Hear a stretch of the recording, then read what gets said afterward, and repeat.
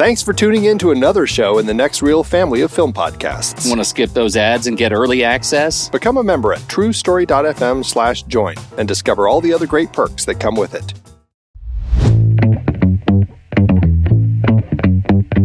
Welcome to Movies We Like, part of the Next Reel family of shows on True Story FM. I'm Andy Nelson, and that over there is Pete Wright. It is Pete Wright. On today's episode, we have invited producer-writer Josh Hyams to talk about John Carpenter's The Thing, a movie he likes. Josh is a BAFTA and Emmy-winning producer and writer whose most recent film, Mr. Burton, received a BAFTA nomination for Outstanding British Film and is now available in the U.S.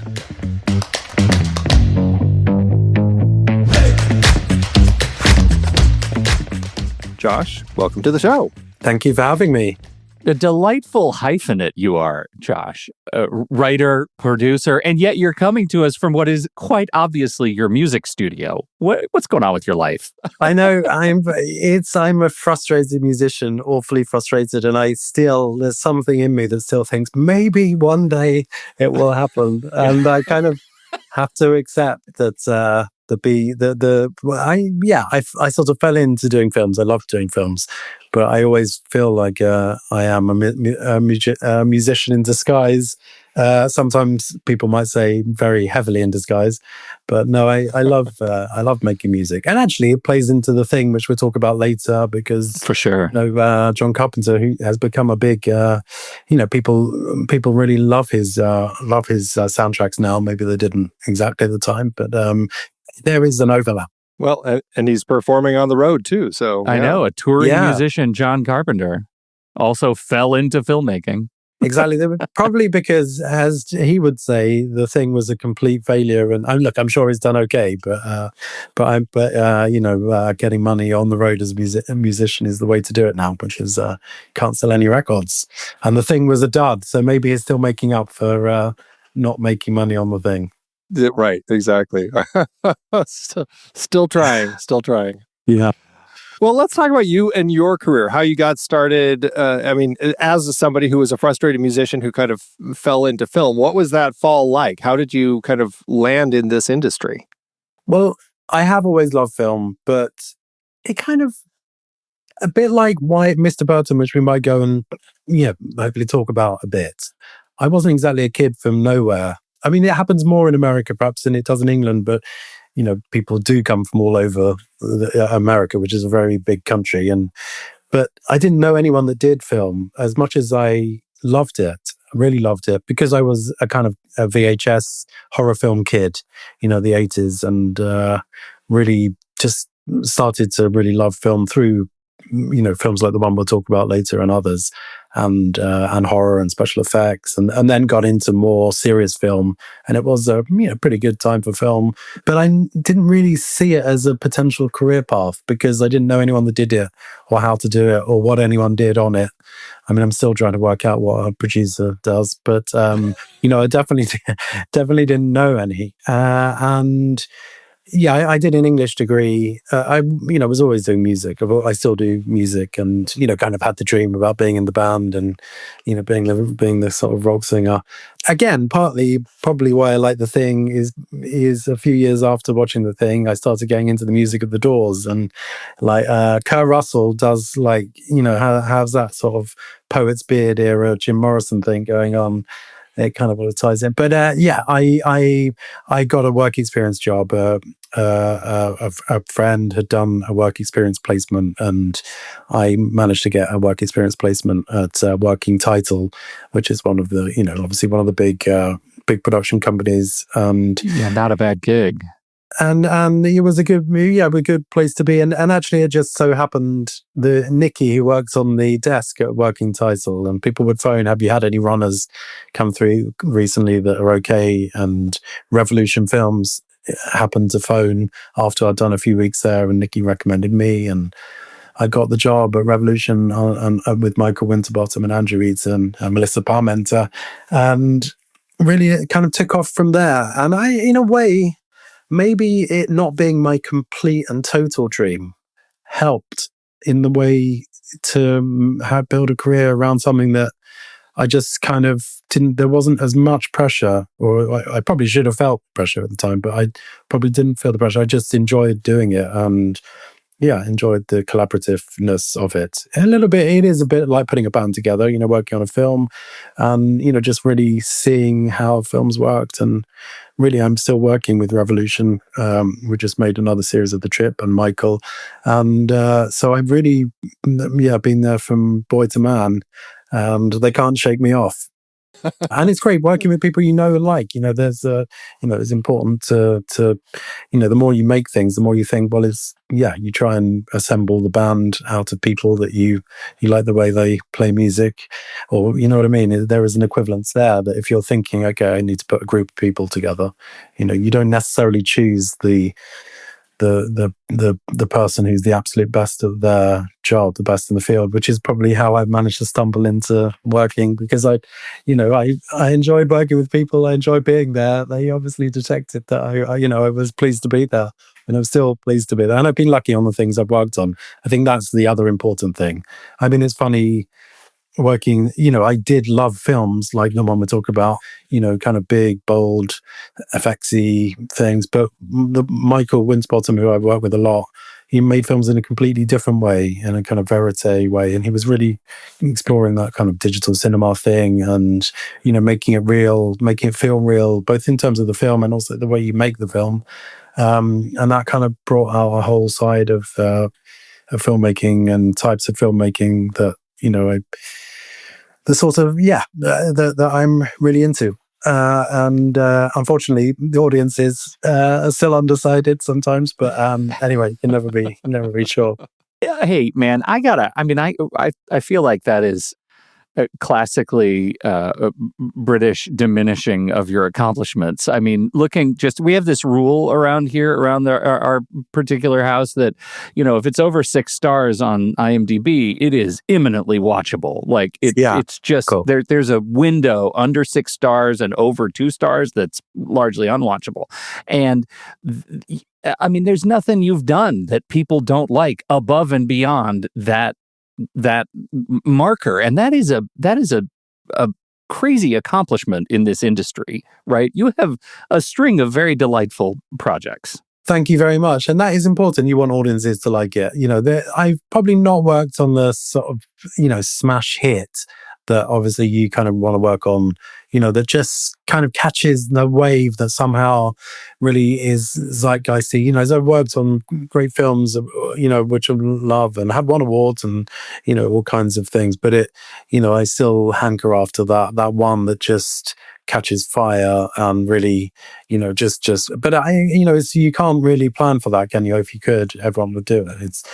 That's a magic. There is a magic thing that you search for, where the stars align. But thank you for noticing the IMDb scores. But I did work on one of the first things I worked on, and you won't know this you won't have heard of it. It's called Sex Lives of the Potato Men, and I was a driver on that. And it must have been a slow news week, but this film, which starred Mackenzie Crook, actually, who is now making his own TV. He was in The Office and things like that.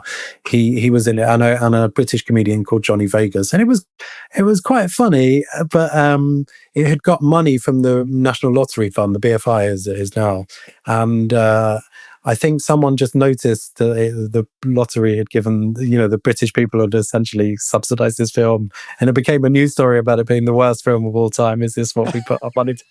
So I have actually worked on something that, slightly unkindly, I think, was completely vilified as one of the worst films ever made. You know what? I'll give you absolute credit for that. Sex Lives of the Potato Man is in IMDb, and I just hadn't had that window expanded. Yes. And it, in fact, is the lone 4.7. Yeah, we still got 4.7. That's impressive. That's a good solid 4. We'll take that 4.7. I think I was a big record on the film.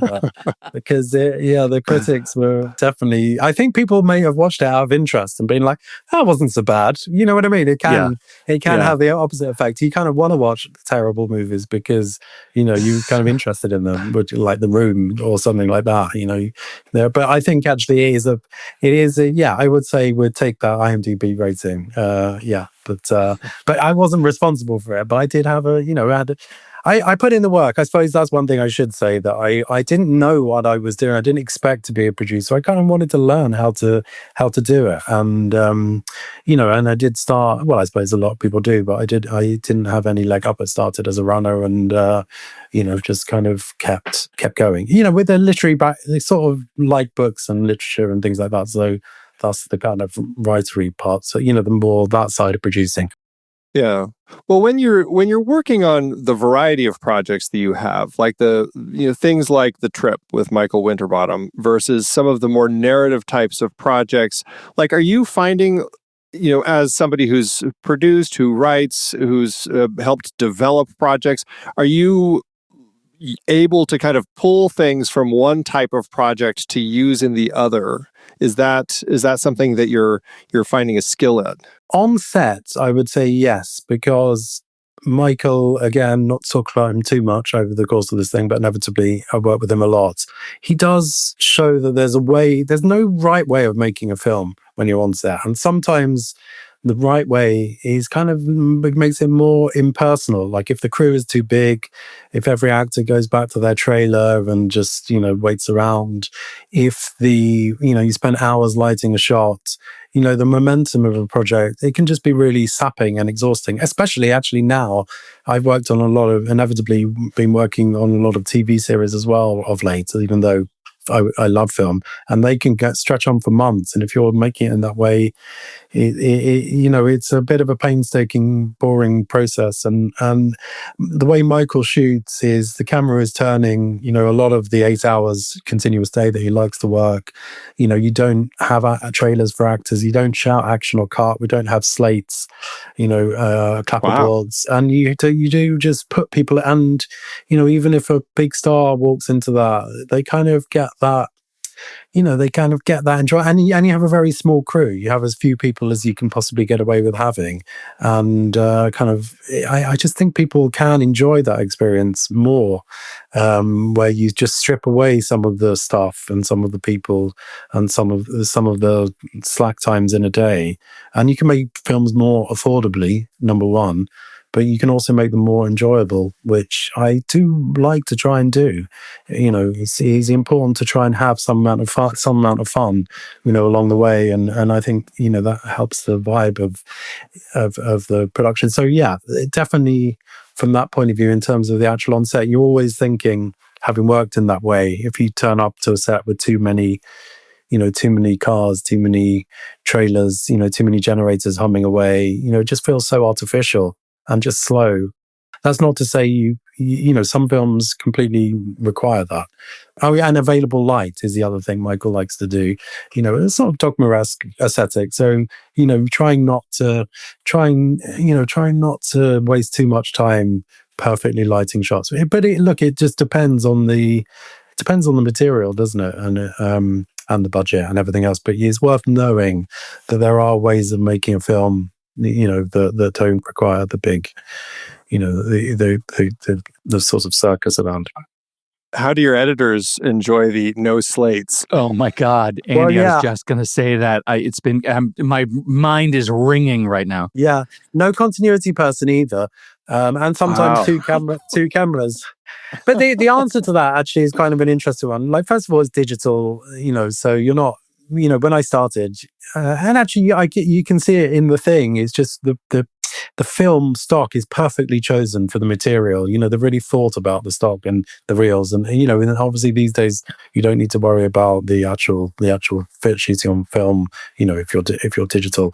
But the answer actually is Michael also edits in the office in Revolution Films, and just takes a bit longer over it. So there's not that pressure of like hiring a cutting room, and actually, yeah, the editors, again, a little bit like other people, and it's kind of an open plan office. I remember one editor arriving in the first few days. She's like, I don't know how I'm going to work like this, with this amount of material, and also the way like people are just making coffees and chatting over there. How can I? And then in the end, she was like, I think this has been my favorite job to cut, because you feel like you're part of it. And actually, as when I was there working as a like in the office, you feel part of making the film in that. So yeah, but it takes a bit more time. It is true.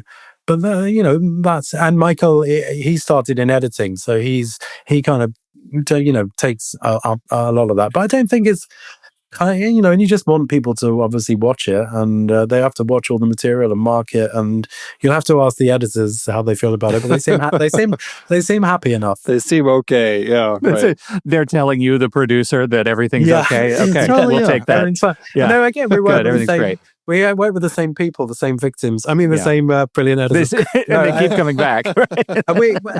We made this film called Tristram Shandy, which was, Cock and Bull Story is what it finally was called, but it's based on a book called Tristram Shandy. And the joke of that book is this man trying to write his autobiography. It's an 18th century book. It's supposed to be an unfilmable book because basically the central joke is he's trying to write the story of his life, but it takes him a year to write a day or a week of his life.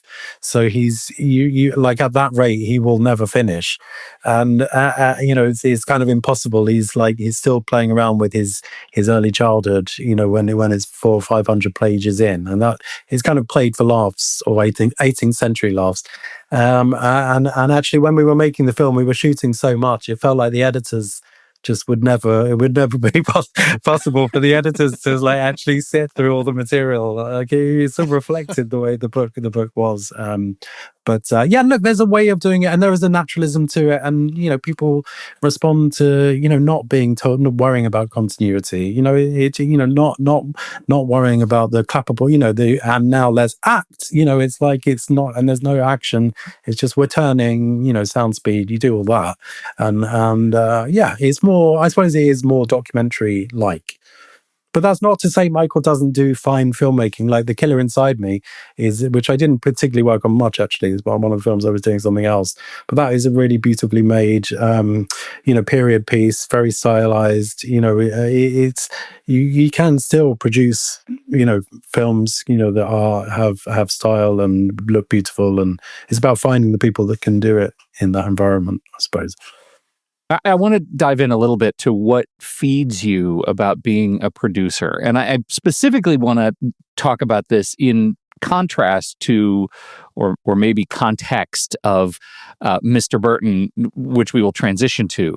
You are a self-admitted VHS kid growing up watching movies. What is it that had you land in a position of producer and not a more, let's say, hands-on crafty role, and not behind camera, and not, you know what I mean? Yeah. I think it was just the words thing. That just seemed to be what I was better at. Photography, I still struggle a little bit with, I've got quite a nice Sony camera now, and I'm still struggling with, frame rates and ISO and all that. It's not naturally what I kind of know about special effects. Definitely people who intuit that kind of language. Yeah, exactly. Technically into it. And special effects, I really wanted to do up till a certain age. I was kind of obsessed with like Tom Savini and all the thing obviously is comes out of that. But I think at a certain point I realized that you kind of do need to be a good artist to do that, or sculptor, particularly if you're working in 3D, or makeup is obviously a kind of form of painting and shadows and light. And although I'm not awful, I just, it wasn't really my natural. I kind of realized that possibly I would never be able to sculpt this amazing monster mask, that I kind of dreamt about. It just wasn't the way I really thought. And going through a kind of English degree, but I suppose it was through development, through thinking. I do quite like the script. I like researching, I like researching periods and looking into, the backstories of things, and whether it's a real, I've obviously done quite a lot of real stories where you've got people to talk to and books to read, and reading around stuff I just naturally did and enjoyed doing. And it just, I suppose producing is the job you do when you're not talented enough to do any of the crafting. is that what I think I'm finally saying? Yeah. Well, and I also don't think that's fair. I'm actually curious what it is about producing. What is the natural skill that you feel like you've nurtured over the last 20 plus years in doing this role? Because we know production is incredibly important, right? We know this role is incredibly important. What is it that sort of feeds your soul? What makes you get up in the morning? I think I do like working with people. I like, it is a wonderful, I suppose the part of the VHS kid in me is like when you work, and I think people, when you're at a dinner party and you say what you do, people are just, interested in what we do as filmmakers because you can sort of point to that thing on the shelf, although there aren't any shelves anymore and there's no thing. But you can say, I made this, and it has some tangible form. And I suppose there is a real sense of achievement of being involved with something, at the beginning, just in a small way, and now, a little bit more, and actually getting some of my own ideas over the line, I suppose. And then people, I do like working with people. Again, a bit like being in a band or something. I do like, bringing people together on set and solving problems. And, some problems require, we're all wondering about where we are on the spectrum these days in terms of ADHD and things like that. And producing's a kind of interesting mix of things, because some things you have to think quite long and deeply about. But then a lot of things on filmmaking is just kind of little problems that just crop up that you have to, kind of whack-a-mole style problems that you just have to think about and solve. And I suppose it suits my... I can't tell if it's... I've got a mixture of good focus and then... kind of quite like loads of different things to worry about rather than just one thing. But, like the producing, there's different forms of producing, and fundamentally, I suppose the older I get, and because I've come out of it as more of a hands-on, on the ground producer in the trenches, which I love doing. But, there's a dimension of producing that I'm still trying to understand, which is how to get the money, which some would say is the hardest and the main thing. My next question, like, how do you feel about shilling for dollars? Yeah, it's different. That is a side of it. To be fair, I often work with people that have solved some of those problems before I step on, or I'm working with people that can solve those problems, and we work. And some producers don't like being on set as much, and I've had producer partnerships which I quite enjoy, where I want to become the complete producer. But I think in a way it's about getting the money. It's always helpful if the last thing you did has done okay, really. That's it. And can you get the actor that might make the difference, and more than, and is the budget, is it can you do it at the right budget? It's all of those things. Unfortunately there's no science or magic to it. It's and there's no I wish there was. It's hard to always get money from the same source. Like Mr. Burton, for example, a lot of that money was because of the Welsh setting, which is is a kind of region, and they a lot of there was a lot of goodwill for that to happen.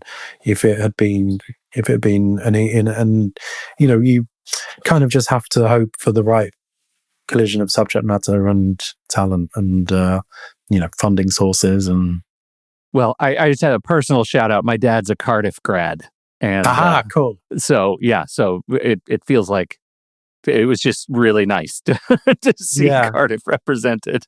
It's a proper Welsh movie, and I'm proud of that. Yeah. I mean,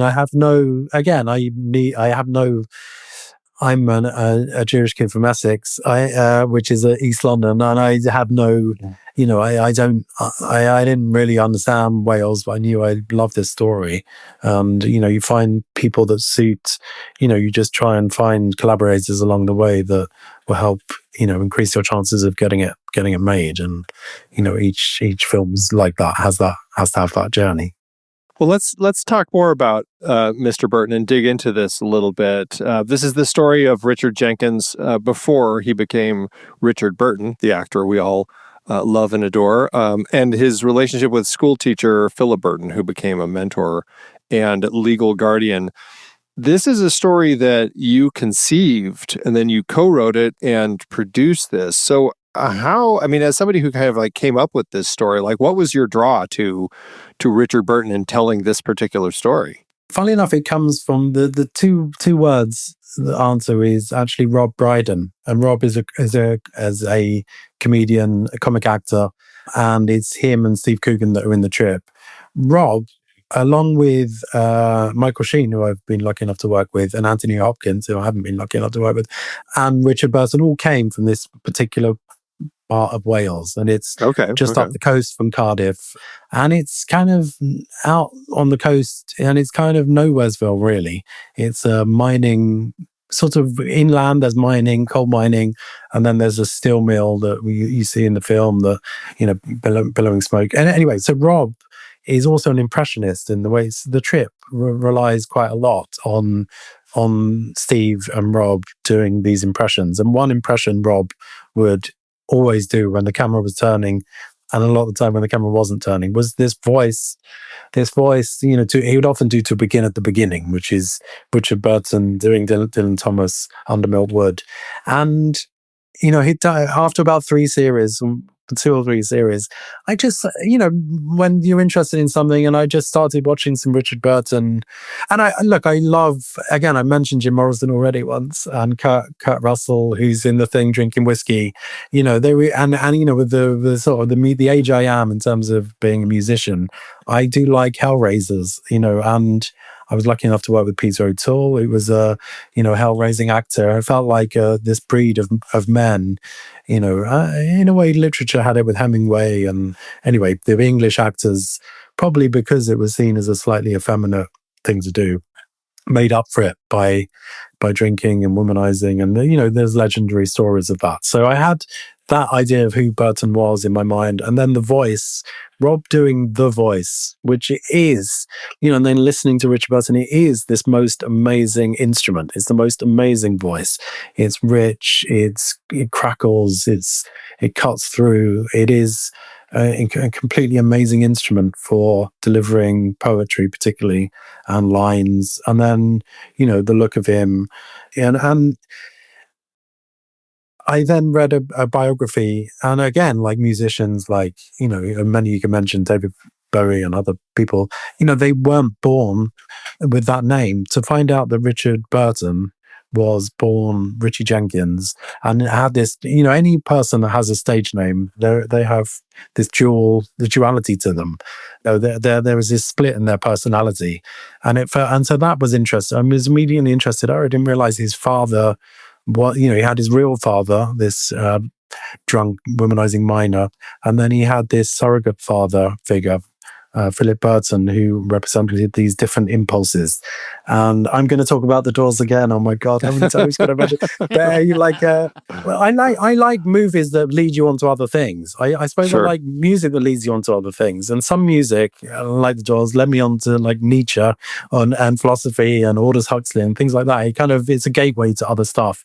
And one thing in Nietzsche is this thing about the Dionysian and the Apollonian, you know, these, and I maybe didn't think of that straight away, but really you have the Dionysus part of you that wants to kind of get drunk and party, and then the Apollonian, which is about order and you know, like art and like you know, making things just so.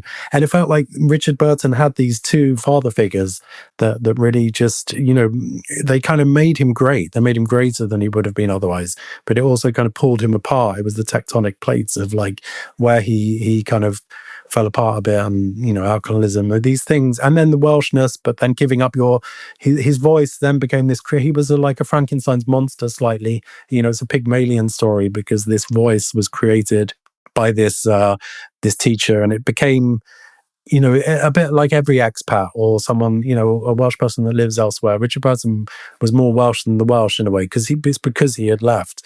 But he had to give something away in order to leave, and that was make his voice more English, make his name more English, you know, sort of appear to be pretty much English. And that probably tugged at him as well, and he was aware that he'd had to give up something of himself and pretend to be something he wasn't to get famous. So it just felt like it was all there.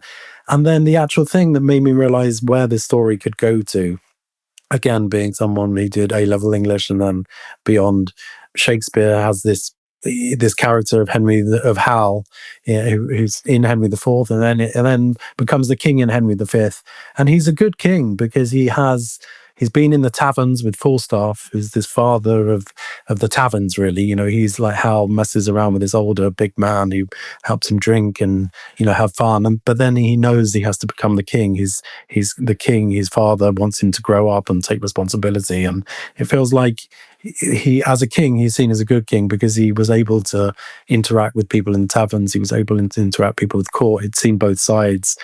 And because Richard Burton's defining role, at least on stage, before his career really kicked in as an actor, he appeared as Hal in Henry IV, and it felt like, okay, we could tell this story, from for this particular window of time that showed him becoming famous, and how his rise from it's just so improbable, his journey to stardom, and beyond where our film goes. I mean, he was one of the biggest stars of the last century, and people can't quite remember that now, if you're below a certain age, but the level of fame he had with Elizabeth Taylor, it was something that hadn't been seen before. He dined with the Kennedys and Sinatra, and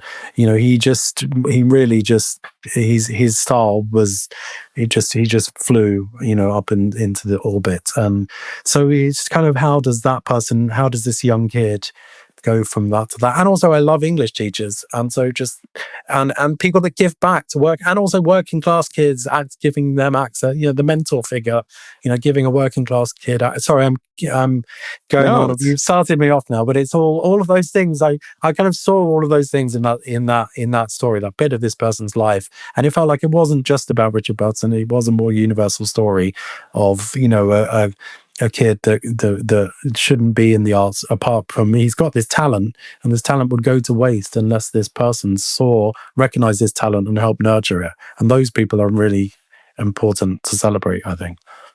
I've got so much I want to ask about this movie, because first of all, it's a banger. Like, I got so much joy out of watching this movie. I can't even tell you. I'm also a deep sucker for great teachers on film, and this one was outstanding. Toby Jones is fantastic. Harry Lottie is a treasure. It was just really, really wonderful. How'd you know you were the one to write it? Well, the answer to that is, I thought I might not be the one to write it alone. So that's why I phoned. I happened to have a friend of a friend was Tom Bullough, who writes these amazing novels, really steeped in Wales and Welsh history, and he had explored this sort of territory through novels and poetry.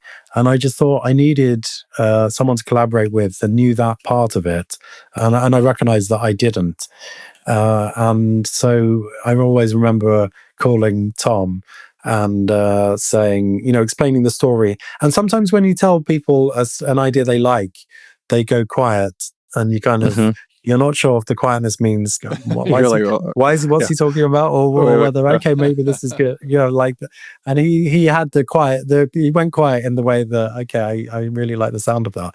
But the thing we keep laughing about is that I then kind of, when he said he would be interested, I was like, and you take years to write novels. This we could, we can write a screenplay, and we could be making the film next year or in 2 years. And cut to 7 years later when we're still trying to make it. And he's published 2 more books, so we still haven't made the film. But oh no! Why did you open your mouth? Exactly. But yeah, no. Tom was really important to this, and the way that the characters, the characters. He had a real sense of Philip Burton, who he was. And we just had fun, looking up, because it's quite fun to follow in the footsteps of Richard. He's just it feels like just an interesting character to explore, Richard Burton, and it feels like one for the, Tom, loves Wales and the Welsh, and it has turned out to be the case that, more Tom than me, but people, do really, he lives in Wales, and a lot of Welsh people have now seen the film and want to talk about it. So yeah, it's like finding, I mentioned it a bit before, but finding the collaborators that help unlock it.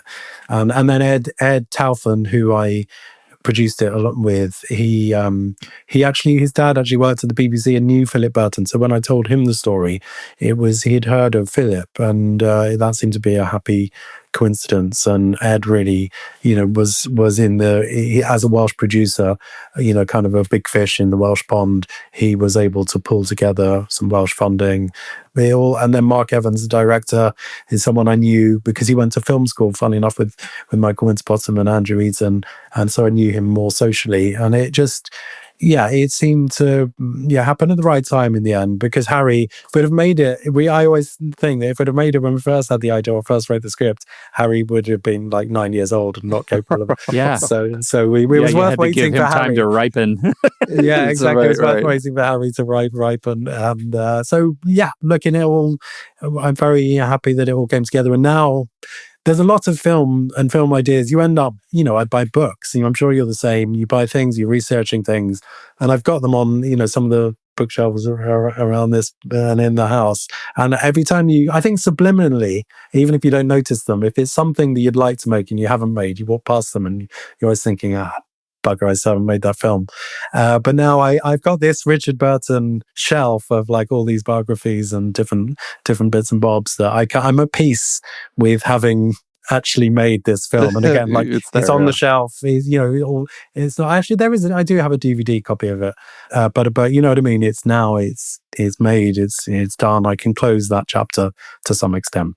Okay, well, that's sort of the follow-on question, right? Aspirationally speaking, you've closed the book on that chapter. Have you also closed the book on a desire to write the things that you're producing? Was that an itch you needed to scratch? I really want to open that book much more. I mean, look, because I worked as like a development producer for a lot of time, and it has to be said that a lot of the time you really fight to get money at the beginning of a project. And producers just don't get money, and the production companies don't really get much money. The person that gets the money is the writer. And, whether it's made or not, you often this is a terrible thing to say probably on camera, but you often like fighting to get the writer paid, which I'm always pleased about. I love writers. I love working with writers. And I'm not saying I would want to write everything that I want to do. But if there's something you fancy and then someone else writes it and you're not quite sure if it, when they're finally, because if they're a good writer, they're always busy.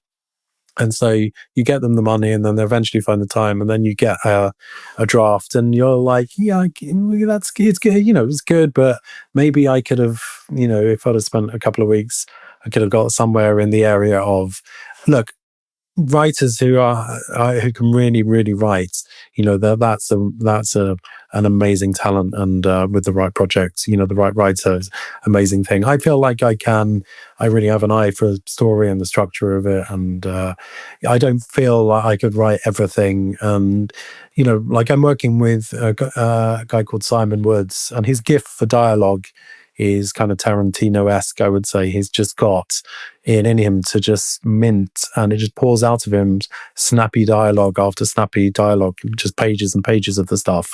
I would say I'm more of a shaper of stories.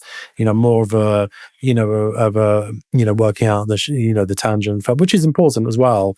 It's things like just having that gift, that ear for dialogue is, it's something I may have a bit, but it's that's a gift that some writers really haven't. But yeah, so to answer the question, in a way, as a producer, it's very difficult unless you're already independently wealthy, which probably is the best way to start as being a producer. Note to self. Hang on, let me write this down. You need that time. You do need to pay the bills as you're developing something. So I love writing. I would like to do more of it. I'm not going to do everything, but yeah, I'm working on a horror. Part of the reason why I wanted to talk about The Thing is I am working on a horror film at the moment, which is in the area of. I just rewatched The Thing again recently, and it's kind of been on my mind because of that. So yeah, hopefully it's not the last thing I write, the Mr. Burton. If it is, then I'm happy because it was a good one. But if it's, but I'm hoping to do more. Well, I mean, I was totally blown away by Harry Lottie as Richard. Like, he was channeling the guy. It was phenomenal. And I'm like, I could see him step off this and just go right into like Look Back in Anger or something, right? Like, there's just he carries that energy that Richard Burton has so often. As a kind of this producer and writer, I mean, were you much involved in the casting process for this, or did you guys kind of turn it all over to Mark Evans, your director? Pretty much, I'd like to say yes, because Harry was such, I mean, there were times on set I just was so pleased. The whole film would not have worked without the person in that role doing a good job. And Harry did such an incredible job. So, but actually, Kelly Valentine, the casting director, Ed Taufan, and Mark Evans had a list of people they wanted to see. A lot of Welsh people, as you can imagine, and some other people of the right age. And Harry did a video read, which I did see, actually. I was sent them all. But I think Mark really felt Harry, Mark then went and met Harry and just felt, this young man, this kid, had what it took. And I wasn't sure because he didn't really do the voice. But then Harry and I connected, and talking about the research and, different aspects of the script, and, had lots of nice chats. And then we were on WhatsApp together, and he started sending me, okay, I'm just working on the voice, but here's a clip of me doing a bit of Shakespeare or something. And when I pushed play on that first clip, and I was like, I think this film might work. He had the voice. It was just amazing, really. I mean, I played it to Kate. One of the beautiful things about the film is we got to know the family, Kate Burton and her daughter, Richard's granddaughter. I was going to ask if they'd seen it. Yeah. Yeah, and I remember playing it to Kate too, as we must have been getting ready to film, or one day when Kate was kind enough to visit, and she had the same thing. That's Dad. She really, wow. It was almost indistinguishable, and that's quite interesting because Harry. And to give him even more credit, what was very impressive is because of the nature of our shooting schedule. There were some days where he would have to be the kind of schoolboy in his shorts.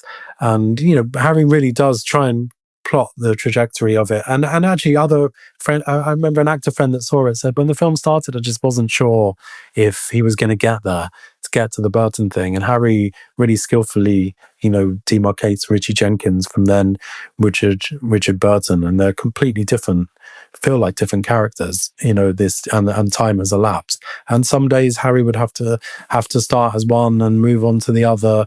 And, he really put the work in and has the talent and the ear, in a way. It's a musical thing is to be able to imitate like that, but not only imitate, to really, make you believe this is a three-dimensional person.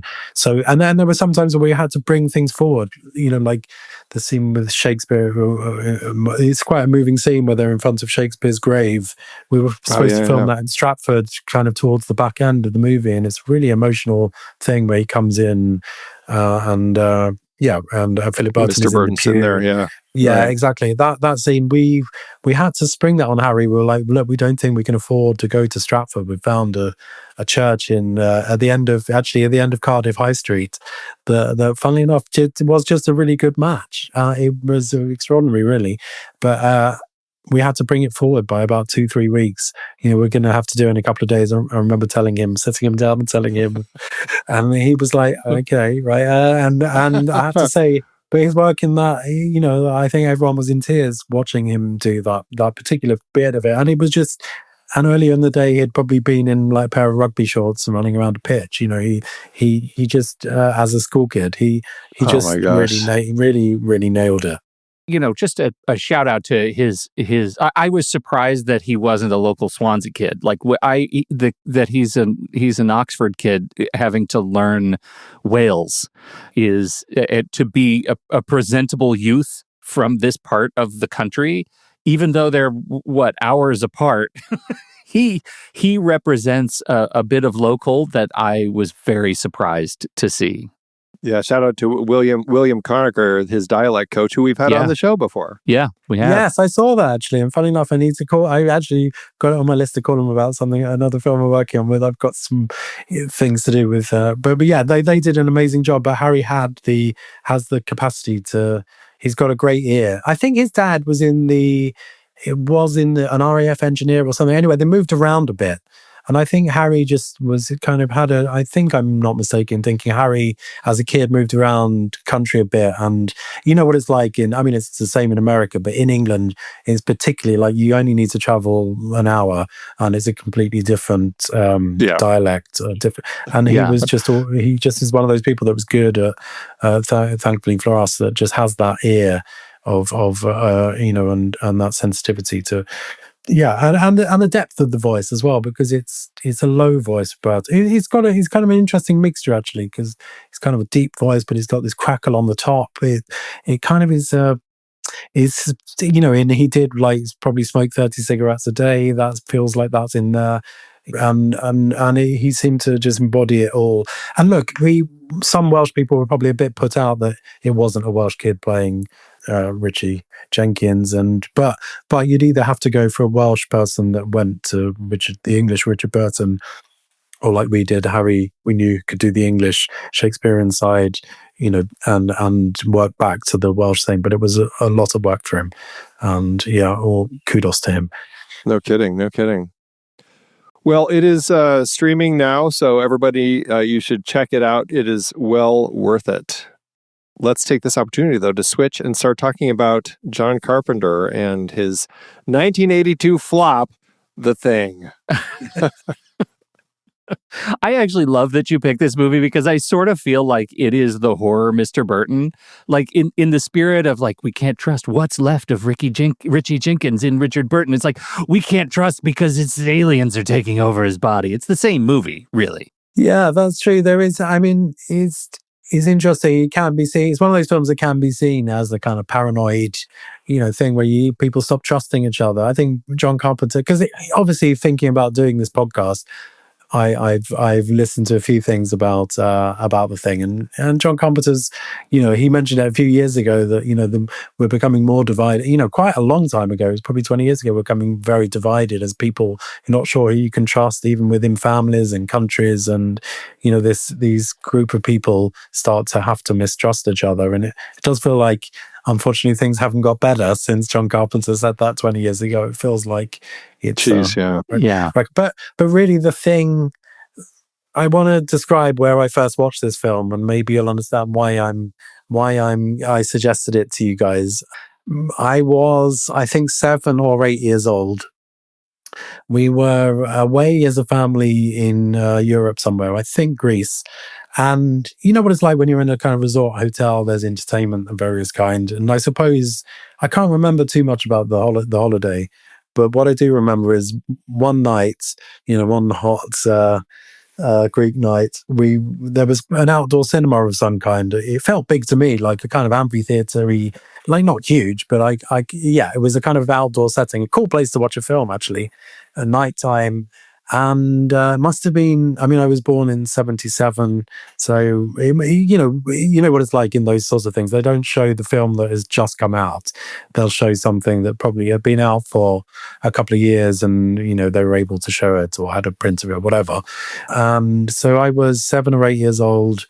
They played The Thing, and I suppose my parents didn't really, it just was something that was going on at night, and as it was summer, I didn't have to get up in the morning, and I was just kicking around. I sort of remember being low down in the seats, kind of looking through, kind of people's legs almost at the screen, and I don't remember too much about the whole film, but what I do remember is the sequence of the defibrillator sequence. Oh, yes. And then when the head comes off, and then it comes under the thing, and then grows eight legs and eyes and scuttles off under the table. And I think as a kid, that had a kind of pretty profound effect on me. It kind of blew my mind, and it remained blown. And really, I suppose if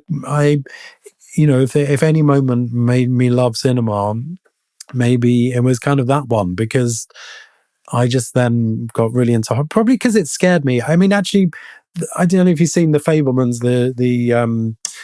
Spielberg film, and there is that lovely sequence where he's trying to understand his fear, isn't he? I think a lot of filmmakers maybe have that. It's like, okay, this is a trick, this is a magic trick, this is an illusion. How does it work? Why has this scared me so much? Why did it have this effect on me? You know, in order to conquer their fear. So in The Fabelmans, you have, not to compare myself with Steven Spielberg, by the way, I should say, I'm not comparing, but I understood where that was from. Like, he had just seen the big train crash on the cinema, and he had his train set, and he had his camera, and he tried to pick it apart, and maybe not. I mean, between the ages of like 10 to 13, I'd watched more horror films, and then I just wanted to get into special effects, and part of understanding how a special effect works, it teaches you the grammar of filmmaking, doesn't it? It teaches you that there is a camera, number one, and that you can cut and move the camera around, and there are things the camera can't see, that, you know, people with syringes full of blood, like pumping it away, or, you know, like just how to sell essentially a magic trick, you know, and make it feel real on set, where you light it. And I suppose, and Tom Savini, who I think I mentioned a bit before, had this book of Grand Illusions that really showed his effects. And there are other movies, you know, like The Thing that I love, like I mentioned, like American Werewolf in London, you know, that transformation scene. Day of the Dead, I particularly like Day of the Dead and Dawn of the Dead and all of those things, and Evil Dead 2, you know, a clutch of just amazing, I would just say they're amazing films, you know, they're just films, they're not horror films, they're just brilliant movies, and that helped me, even though I didn't know anyone in film and no way of really learning it. And also there wasn't YouTube, obviously. These days you can see so much behind the scenes stuff, and there wasn't even particularly behind the scenes, you know, DVDs hadn't come out, so you would just have to glean these ideas of how you might make a film. And so The Thing, I still think it is the gold standard of practical effects. You know, it just coincidentally, it's still, I don't think it's been topped. You know, and then as an, you know, the best films, they're rewatchable, aren't they? You know, and I have watched that film a number of times with a number of different people. Most recently, a few weeks ago, with someone that hadn't seen it, and you just enjoy different things in it and can appreciate it. You know, as an adult, you know, that I appreciate what we were talking about before, the distrust of this group of people, this ensemble actors working together, feeling like real people, the way that the situation unfolds they're in. But as a kid, burnt on my retina were those amazing effects by Rob Bottin. For me, that was exactly the same. How I fell in love with this movie is like, I was on a trip with my dad, and we were in a hotel room, and there was and my dad thought I was asleep. It was late at night. He was just up, and he was watching TV, watching like HBO at the hotel, and it happened to be on, and I happened to actually be awake, and I was just kind of watching it, you know, across my pillow, so my dad couldn't see me, and I mean, it terrified me. And that scene of the defibrillator with Richard Dysart getting his hands bit off, like, has been burned into my brain since then. And it's just like I immediately fell in love with this, and it's always been one of my favorites. So it's fantastic effects, the way that Rob Bottin pulls all of this stuff off. I think Rob's work is exemplary, of course, but I think one of the things that makes the thing work, and I think when you talk about it as an example of just a great film, is that the setup for this thing is already terrifying, right? Like, they put us in a location that is terrifying. They put us in a location where the elements alone can kill us. And then they tell you that the central horror is that the monster looks exactly like you, right? It's identical to everyone around you. So you almost don't need the glorious effects to create an atmosphere of absolute terror. And I think that's one of the things that the movie really, the story, I'll say too, because I think the original novella, I think, really captures that spirit. What they bring to screen is captures anxiety in a way that is really special. Well, and what's funny about that is, like, being based on not only Who Goes There, the short story, but also The Thing from Another World in the 50s. Like, this one almost carries more of that 50s, like, fear of communism, fear of the other than even that one does, which I find fascinating. Yeah, completely. And I hadn't read the short story. I thought, and I just happened to, again, just in the last few days, I just thought, I'm going to read the story, and a lot of it is in there, even down to the blood testing scene. But you're right. It is just about the pace of the film I absolutely adore. It draws you in. It doesn't patronize you. That is really important. It does never patronizes the audience. It is a grown-up, cerebral, well-told horror film that takes its time. And when the effects come, it is just kind of, they're explosive, but they don't ever feel gratuitous. They feel like, probably the only gratuitous thing in the movie is the commando role that Kurt Russell does at one point towards the end. He's trying to, I don't know if you remember that, but there's a really kind of B movie, Chuck Norris, like, okay, I'm going to do my role here, my little head over heels. But no, the pace of the movie is all about the pace of the movie. And obviously, as a 7-year-old, but maybe I did appreciate it. Maybe this was like, I can't remember that aspect of it. But and also it just takes you somewhere, doesn't it? It's completely transporting. And the ice, the snowy tundra, and then the flamethrowers, these different textures they have, and just the vibe of the people. I mean, look, as a musician, I absolutely now love Stevie Wonder. I'd never noticed really until I watched it quite recently that Superstition is on, he's roller skating around I love that. But I remember the first time I felt like I heard that song, I had the same effect on me, the clav playing. Anyway, it just is the most wonderfully rendered film. And look, that's probably why, as a mass market film, I mean, the Alien has it. Alien, the original, has it too. Has this slowness to it, and then these water cooler moments that that people just can't believe. Still talking about those effects. American Werewolf, of course, has it with the transformation scene. And I think you're right. Effects need to be embedded in good filmmaking. And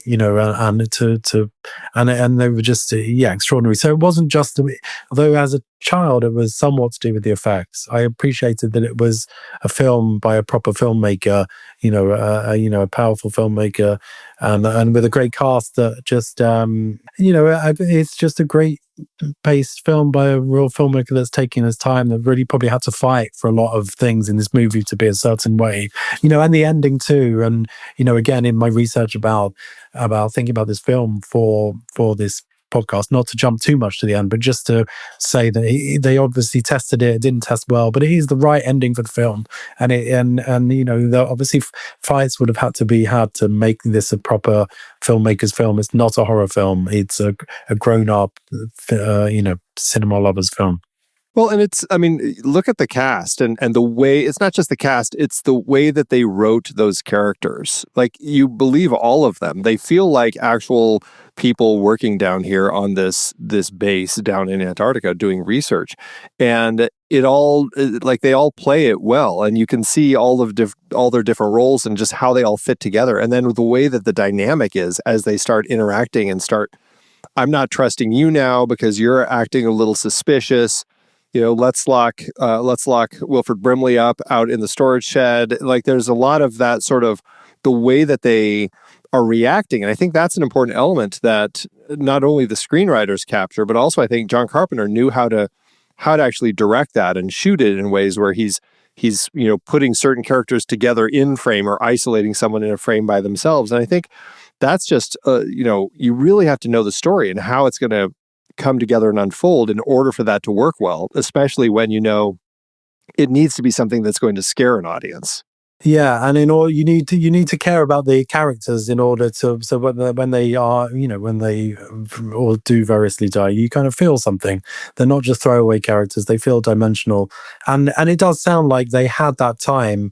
We had just go back to Mr. Burton, we had a few days to really talk about the script with it was Mark and Tom and I, and then Harry and Toby Jones, and we really talked about every aspect of the, we talked through each scene and the dynamics, and had a bit of time, just a week or so before filming, to just refine it. And it feels like they did have that workshop that thing and develop these relationships with each other.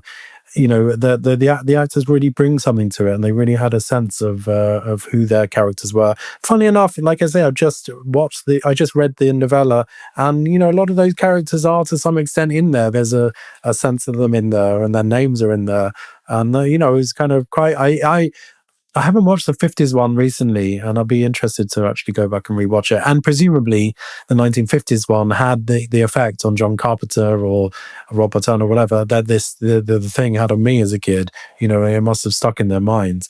But yeah, a lot of it is about this camaraderie of the characters. It reminded me, I don't know if you've done Aliens on this show, or as I mentioned Alien, but apparently with Aliens, when they're all getting ready to go down to the planet, and they're all the sort of military team are all kind of together, and there's a dynamic between them. And apparently he shot that right at the end. He shot that at the end of them having been together, shooting everything else, because he knew the best way to show the camaraderie between these people that knew each other would be if they did genuinely know each other and had kind of inhabited their roles. And it feels like, although they might not, you get so much of that in the thing, and it feels like it has stemmed from the characters, the actors really helping feed into, like just a proper collaboration, which is what you want in a film. Yeah, absolutely. That's fascinating. I actually that is one bit of trivia I did not know, and I think it's fascinating. You can totally see it in that film. This one, it's got me thinking about The Mist, which I think the remake of The Mist, especially the black and white, is just extraordinary. And I think what I celebrate with that film is the same thing I celebrate with this film, that, even though The Mist, the monster is not inside you, it is watching the destabilization of human relationships. And I think that's what we get here. And I think we get that from the 50s version too, right? We get this feeling that look at how fragile humanity is.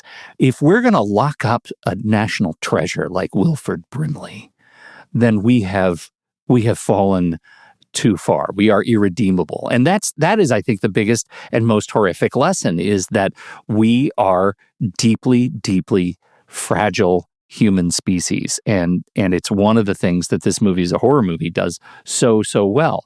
I am curious your take on Carpenter writ large. Did you find that you started celebrating more broadly his catalog and the works of the great John? Definitely. I always loved him as a filmmaker and as a musician. And, he just feels like he's a great, intelligent American filmmaker. And I haven't gone back for this. I probably should have done a John Carpenter season and really, sort of tracked it. But he has made quite a lot of varied, interesting films, and even in the run up to this, obviously he made Halloween, but then obviously did the Elvis film. That's kind of and that's where he first did got the Kurt Russell, was in that. It's kind of interesting how he, didn't necessarily do the obvious things. And then Assault on Precinct, I'd watched. I didn't love it as much as The Thing. Again, it's quite fun, artist, actor, director collaboration.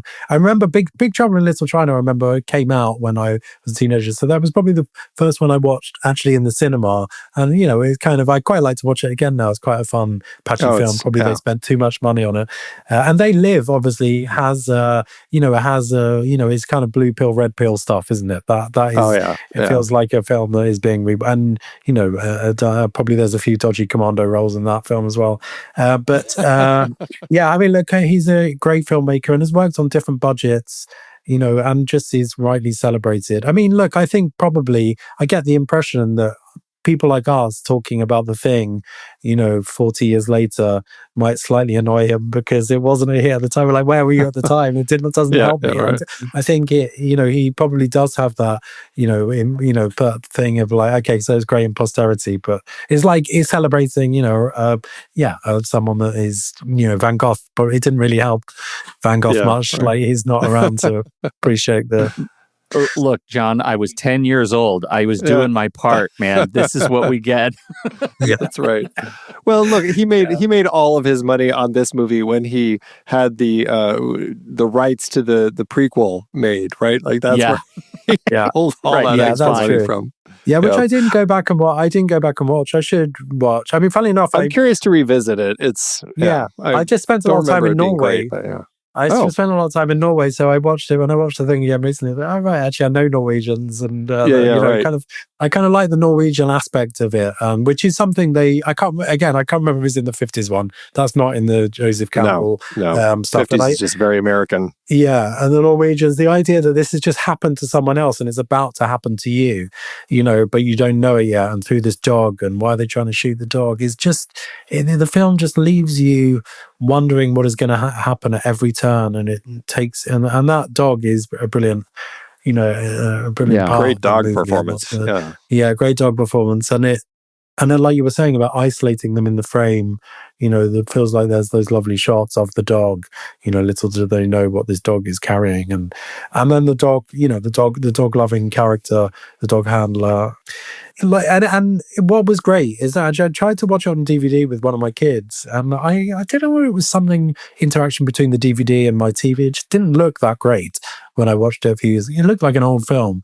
But we streamed it the other day with a friend, from one of the streaming platforms, which I won't mention it.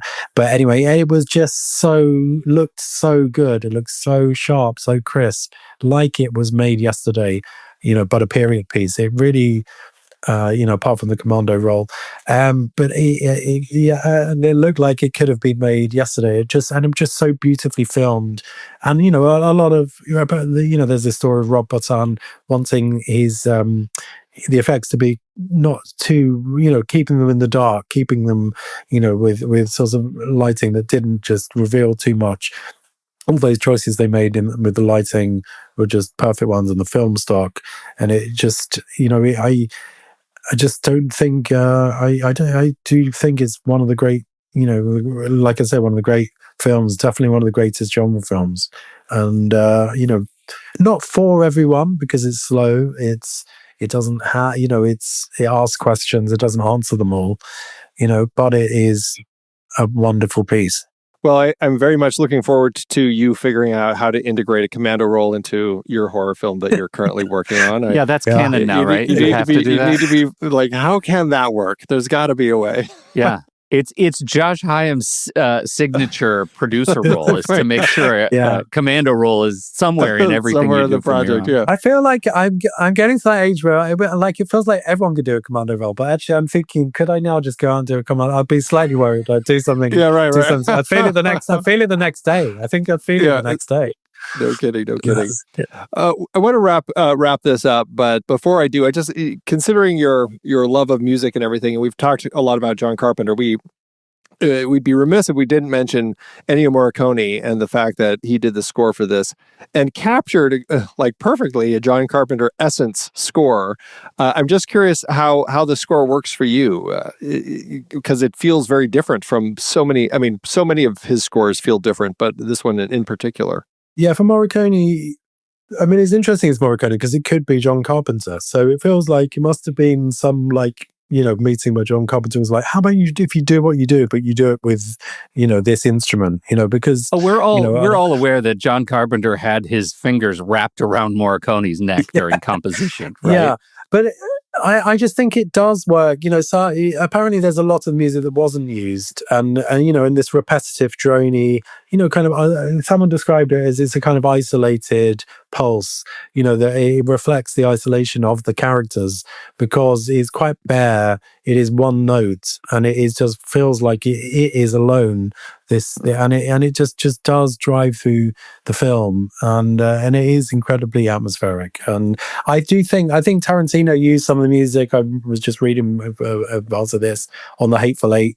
We used some of the music that wasn't used, the unused music, and obviously Kurt Russell. I think, I hadn't realized Tarantino liked this film. I suppose I imagine he might do because he's that age and again a video shop junkie. But he recognized in this film something that he reused with The Hateful Eight, definitely in terms of the music, but also in terms of this group of men having some issue, Reservoir Dogs being one, Hateful Eight being another. Exactly. But the music is a key part of it, and it places it in time. But I think post Stranger Things and Marty Supreme recently, I think that kind of synth-led soundtracks are kind of back in mode. And a lot of it is, you can see I've got a bunch of synths here that would be, unaffordable, when this film was made. But they're kind of replicas of the technology, and you can get it on plugins now. These amazing synth sounds, which are very much of their age, still haven't quite been surpassed in the way that they can just work. They're synthetic, So love the music as well. Yeah, it's fantastic. It's a great film. I'm so glad that you recommended it and gave us a chance to chat about it here on the show. Mr. Burton, out right now. Everybody should check that out and their streaming services. What else do you have in the works that people should know about right now, Josh? Well, look, on Mr. Burton, thank you for mentioning that. I would absolutely love people to watch Mr. Burton. I guarantee you'll get something out of watching that film, and it will make you feel something about, how there might be some talent out there that could do with your help if you work in the industry, or just recognize something, that you like in it. I hope everyone does get a chance to watch it if you can, because it's hard to get films out on the cinema. So I really, appreciate that he's coming out in the States, and it's tough to get films out these days, and I think people that like cinema will like Mr. Burton, I hope. But yeah, we've got another series of The Trip we shot last year in Norway, Scandinavia. Wow, this was the Norway trip. Yeah. Yeah, the Norway trip, The Trip to the Northern Lights, we call it, and it's Steve and Rob, slightly old. So The Trip comes out as a film in America. That will be coming out probably towards the end of the year. And it comes out as a series. Actually, it's cut into a 6-episode series and a film, but the series comes out in the UK in October. And then I'm working on a film called The Worst with the writer I was talking about, Simon Woods, and quite a starry cast: Keira Knightley, Alicia Vikander, Jamie Dornan, Hannah Maxwell Martin, hopefully Tom Hollander, people like that. I probably shouldn't mention too many names in case they. So we've Erin Kellyman, who was in Scarlett Johansson's film recently, first film. So we've got this. Gosh, every one of those names transcends the title of that project. Yeah. Every one of them. Yeah, because it's called The Worst, and so at the moment it's called The Worst, unless some marketing people tell me it's a bad idea for a film to call it The Worst. And actually, someone someone that works like a casting person passed me on to an agent and said, "This is Josh Hyams. He's the worst producer," which I loved. Because the film is called The Worst, and we know what the T-shirt would be: the worst crew, the worst car. Right. Yeah, so. But at this point, I'm tickled by the name The Worst. But it's essentially about the worst people having the worst weekend. They're away in France for the weekend, and it all goes horribly wrong. These old friends. So hopefully, we'll be shooting that in June in sunny France. Lovely. Wow. Not Norway. Quite different to. No. Yeah. Right.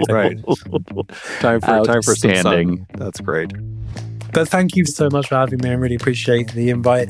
Andy, I work with in Phoenix, and we really enjoy working together. So lovely to see him. Thank you, Pete.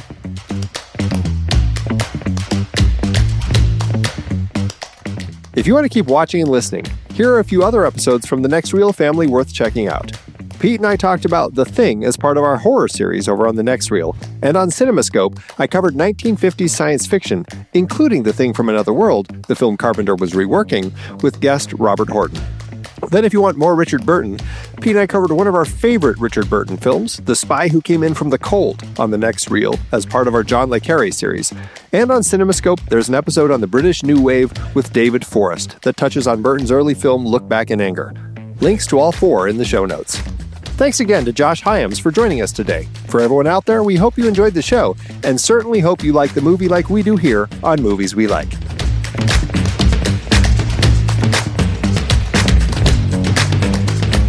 Movies We Like is part of the True Story FM network and part of the Next Reel family of film shows. Our theme is Chong Clap by Out of Flux. Find us at truestory.fm and follow @TheNextReel on Blue Sky, Instagram, and Letterboxd. You can also watch full episodes on the Next Reel YouTube channel. If you'd like to learn about becoming a member of the Next Reel family of film shows, visit truestory.fm/join. That's truestory.fm/join. If you're enjoying the show, we'd love your rating and review wherever you listen. See you next time.